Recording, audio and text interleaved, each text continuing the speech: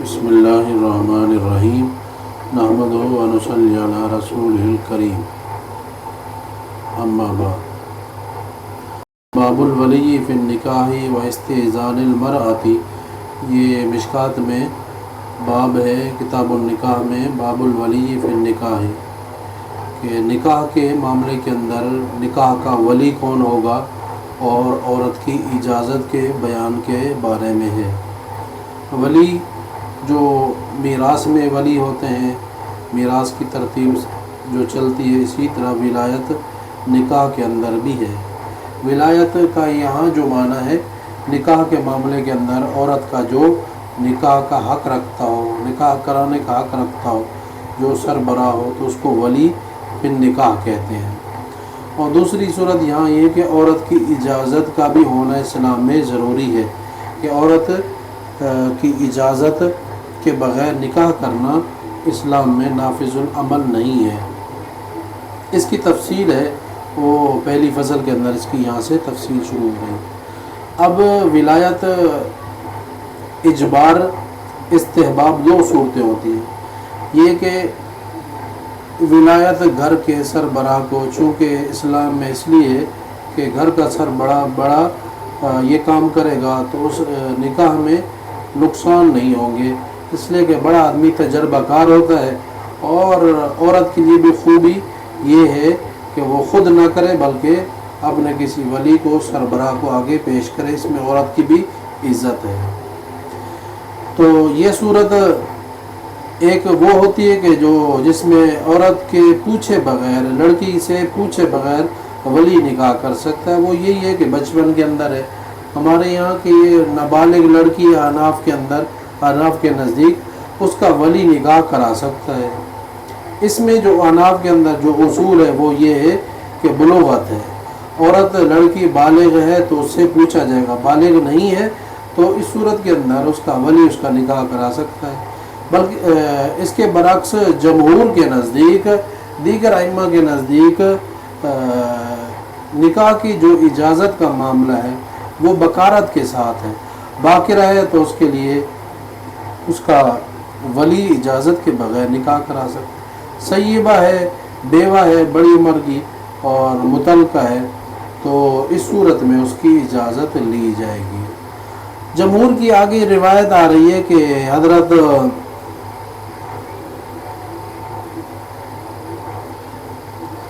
خنسہ بنت خزام رضی اللہ عنہ کا نکاح ان کے والد نے کیا تھا، اور اس کے بعد پھر ان کا نکاح آپ علیہ السلام نے رد کر دیا، چونکہ جا کر اس نے شکایت کیا آپ علیہ السلام سے کہ میرے والد نے میرا نکاح زبردستی کرا دیا، مجھے پسند نہیں، تو آپ علیہ السلام نے اس نکاح کو منسوخ قرار دے دیا۔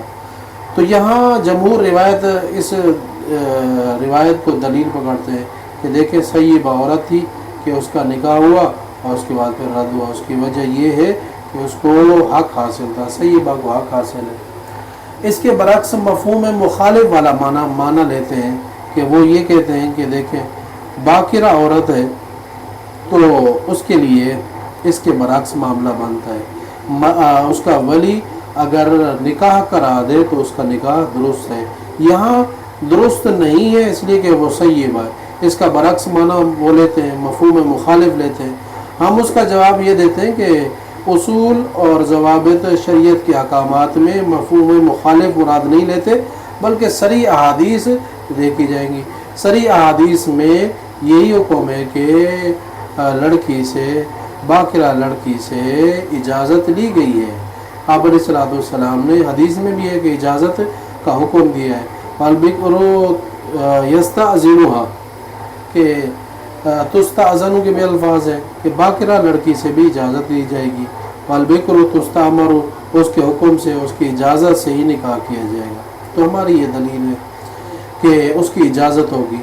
اور جمہور کے ہاں یہ صورت ہے کہ وہ باقرہ ہو، سیبہ ہو، تو اس صورت میں اگر وہ باقرہ ہے تو اس کا نکاح اس کی اجازت کے بغیر کیا جا سکتا ہے، سیبہ ہے تو اس کی اجازت لینا اس میں ضروری ہے۔ اور دوسری جو استحبابی صورت ہے کہ ولایت بالاستحباب، مستحب اور بہتر یہ صورت ہوتی ہے کہ لڑکی سے، عورت سے پوچھا جائے، چھوٹی ہو یا بڑی ہو، سے پوچھا جائے، بہتر ہے کہ اس کی مرضی کے بالکل مطابق اس کی رعایت کی جائے۔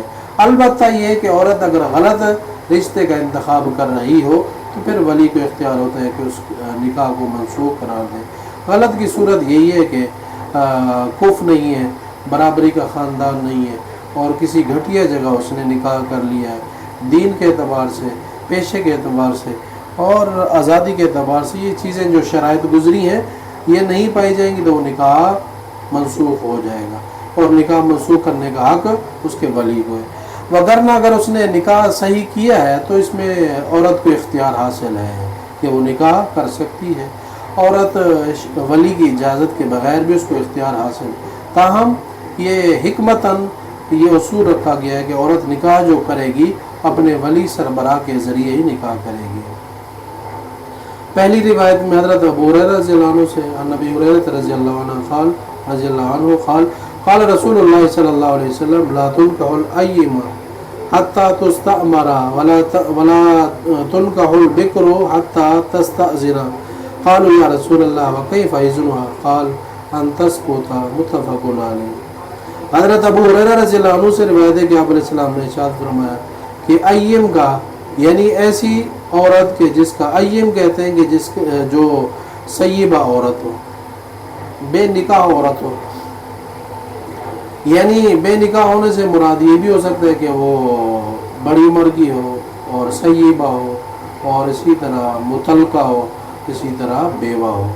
تو یہاں اس سے مراد بڑی عمر کی اور بیوہ، مطلقہ اور سیبہ مراد ہے۔ سیبہ وہ عورت کہلاتی ہے کہ جس کا رحم میں پردہ بکارت پھٹ چکا ہو اور پھٹنے کی صورت یا نکاح ہے یا پھر صورت بھاگ دوڑ ہے، دوڑنے کی وجہ سے بھی پردہ بکارت پھٹ جاتا ہے۔ اسی طرح زنا کی صورت ہے۔ تو ان ساری صورتوں میں جو سیبہ ہے تو وہ اپنا نکاح کر سکتی ہے اور اس کی اجازت لینا بھی ضروری ہے۔ البتہ باکرہ جو کنواری لڑکی ہے اس کے ساتھ پردہ بکارت شامل ہوتا ہے، اس کی شرم و حیا بھی زیادہ ہوتی ہے، تو اس لیے اس کی خاموشی بھی وہ ہے کہ شرم و حیا کی وجہ سے اجازت ہوگی۔ واضح طور پر اگر وہ منع کر دے تو صاف زیر پھر نکاح نہیں ہوگا۔ لا تنکح الایمہ حتی تستأمر کہ نکاح نہ کراؤ بے نکاح عورت کا یہاں تک کہ اس کی اجازت لے لو۔ ایمہ، سیبہ اور بیوہ اور مطلقہ سب اس کے معنی کے اندر موجود ہے۔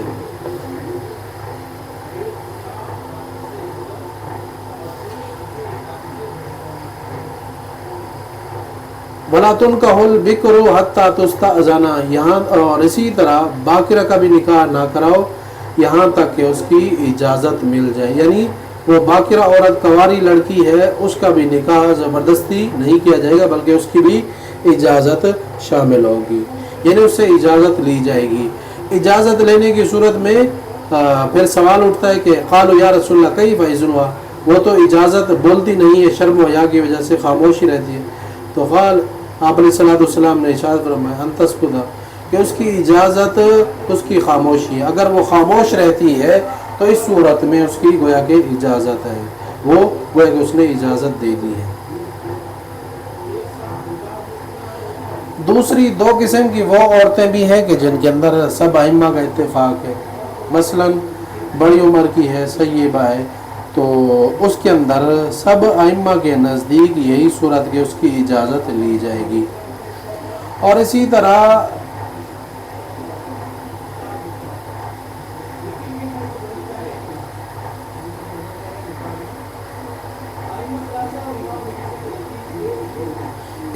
جو دوسری صورت اتفاق کی ہے بالغہ باکرہ کی ہے، اس کے اندر بھی سب ائمہ کے نزدیک اجازت لے کر اس کا نکاح کیا جائے گا، اور جو اجازت لیے بغیر کی صورت ہے، اتفاقی صورت ہے، وہ یہی ہے کہ وہ ایسی عورت کے جو نابالغ ہو اور باکرہ ہو، تو اس صورت میں اس کی اجازت لیے بغیر اس کا ولی، اس کا سربراہ نکاح کرا سکتا ہے۔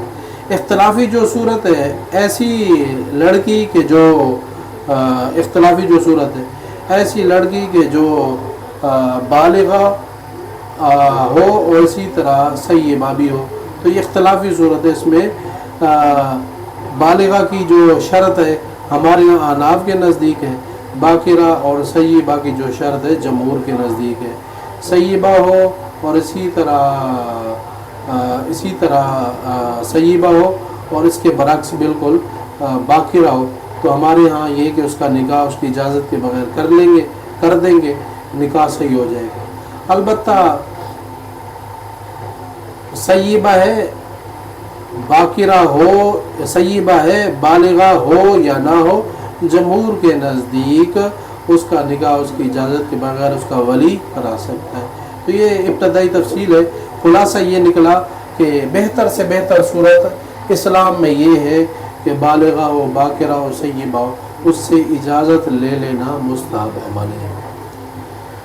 وعن ابن عباس رضی اللہ عنہ ان نبی صلی اللہ علیہ وسلم قال الایم احق بنفسها، کہ جو سیبہ ہے بالغہ ہے وہ بے نکاح یا بے خاوند عورت اپنے حق کے نکاح کا اپنی ذات کے اعتبار سے زیادہ حق رکھتی ہے. یعنی نکاح اس کی اجازت سے کیا جائے، وہ خود مختار ہے اور سیبہ ہے، بالغہ ہے اور تجربہ کار ہے، اس لیے اس کی اجازت لینا ضروری ہے. من ولی، اپنے ولی سے، یعنی ولی کے مقابلے میں وہ زیادہ حق رکھتی ہے اپنے نکاح کے کرنے کا. ولی کو بھی حق ہے اور اسی طرح اس عورت کو بھی کہ جو بے نکاح ہے یا بے خاوند ہے یا مطلقہ ہے یا بیوہ ہے، اس کو زیادہ حق ہے. البتہ ولی کی اجازت کے بغیر حکمتاً یہ حکم ہے کہ اس کی اجازت کے ساتھ نکاح کیا جائے. والبکر تستأذن فی نفسها، اور اسی طرح باقرہ عورت بھی اپنی ذات کے اعتبار سے اس کی اجازت کے ساتھ نکاح کیا جائے. باقرہ عورت کے بارے میں بھی یہی اصول ہے کہ وہ اس سے اجازت لی جائے. اب وہ کیسے اجازت دے گی اس کا بھی بیان ہے. وَإِذْنُ سُمَاتُهَا، اور اس کی اجازت اس کی خاموشی ہے.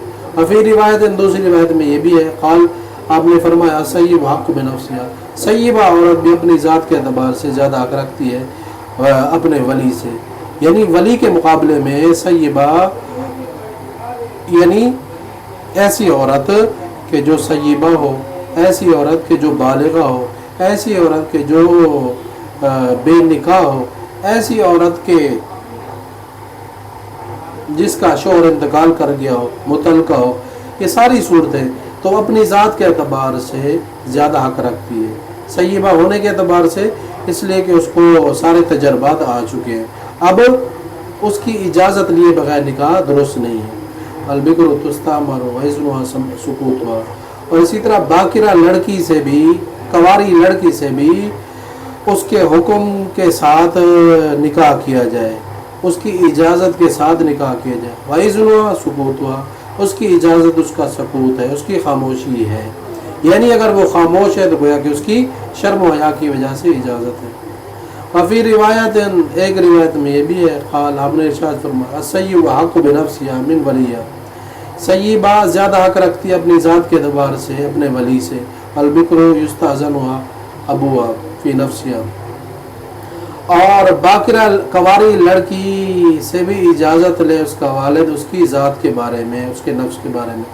یعنی اس کا جو والد ہے یا سربراہ ہے اس کنواری لڑکی سے بھی اجازت لے. وَإِذْنُهَا سُمَاتُهَا، اور اس کی خاموشی اس کی اجازت ہے. رواہ مسلم، یہ مسلم کی روایت ہے. وعن خنساء بنت خزام ان اباها زوجها وهي سيب فكرهت ذلك فاتت رسول اللہ صلی اللہ علیہ وسلم فرد نکاحها. رواہ البخاری. فی روایت ابن ماجہ نکاح ابیہا. خنسا بنت خزام رضی اللہ تعالی عنہ کا نکاح ان کے والد نے کرا دیا ان کی مرضی کے بغیر. وہی سیبہ، اور یہ سیبہ عورت تھی، یعنی بڑی عمر کی عورت بھی مراد ہے سیبہ سے. اور چونکہ ان وجوہات کی وجہ سے پردہ بکارت پھٹ جاتا ہے، شادی کی وجہ سے، نکاح کی وجہ سے اور بیوہ اور مطلقہ کی وجہ سے. یعنی یہ سیبہ عورت تھی. فکرہت، तो इन्होंने इस निकाह को नापसंद किया और आप अलैहिस्सलाम के पास आकर शिकायत भी की अपने वालिद की कि निकाह मेरी मर्जी के बगैर कर दिया, फरद निकाह। आप अलैहिस्सलाम ने उस निकाह को रद्द कर दिया, यानी उस निकाह को मनसूख करार दे दिया। बुखारी की रिवायत है। इब्न माजा की रिवायत में ये अल्फाज है कि उसका निकाह जो आप अलैहिस्सलाम ने रद्द किया था उसके वालिद ने कराया था। तो ये सूरत है कि बार सूरत लड़की से इजाज़त के साथ निकाह किया जाए तो उस निकाह में खैर व बरकत है, और निकाह वली के ज़रिए किया जाए तो उसमें बरकतें हैं, फ़वाइद हैं। इमाम मालिक का भी कौल है कि अगर औरत ने खुद किसी घटिया ख़ानदान की है, अगर उसने अपनी मर्ज़ी से निकाह कर दिया तो निकाह सही है। अगर घटिया ख़ानदान की नहीं है, ख़ानदान के एतबार से भी इस्लाम ने देखा है अच्छे ख़ानदान की है, अच्छे अखलाक के मालिक हैं, ख़ानदान वाले दीनदार हैं, तो दीनदारी ये ख़ानदानियत है, असल चीज़ तो ये है। तो अगर उसने निकाह कर दिया तो फिर निकाह बिल्कुल दुरुस्त। अगर अच्छे ख़ानदान की है, घटिया ख़ानदान में उसने कर दिया है, मुराद ये है कुफ़्र बराबरी नहीं है, तो इस सूरत में फिर वली को इख्तियार है कि निकाह को मनसूख करार दे दे। अस्सलामु अलैकुम व रहमतुल्लाह।